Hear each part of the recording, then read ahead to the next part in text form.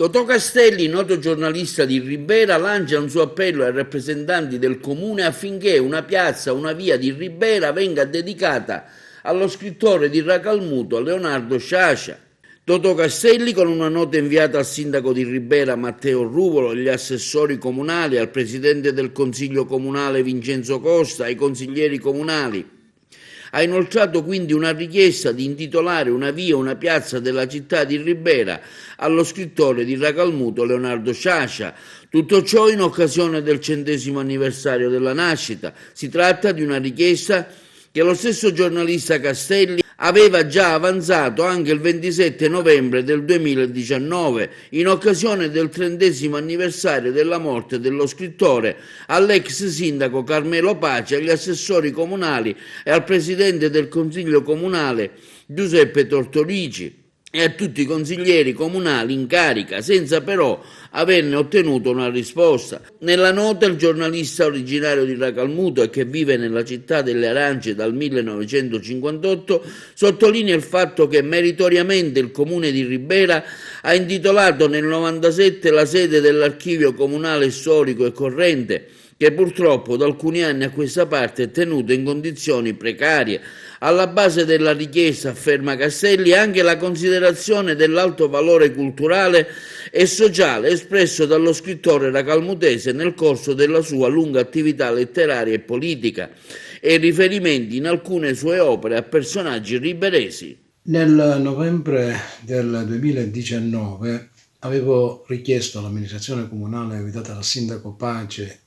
e ai consiglieri comunali guidati dal presidente Giuseppe Tortorici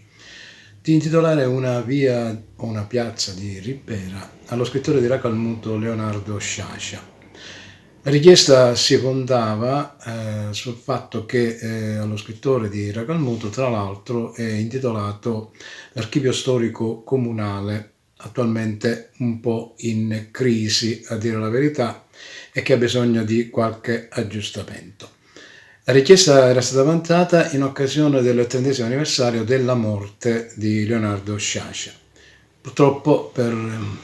motivi non conosciuti, quella richiesta non è andata in porto. Ritenendo che lo scrittore di Racalmuto merita di essere ricordato nella città di Ribera, anche perché, oltre alla questione dell'archivio a lui intitolato, più volte si è dedicato a personaggi della città di Ribera, ho pensato di reiterare la richiesta all'attuale amministrazione comunale guidata da Matteo Ruvolo e al consigliere comunale, tutti guidati dal presidente Enzo Costa.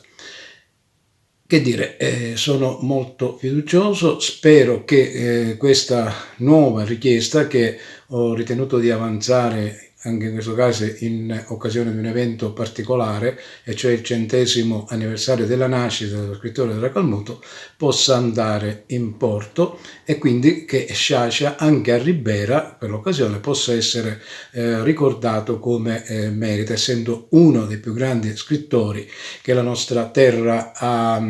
dato, e che ha dato, oltre che alla nostra terra, al mondo intero.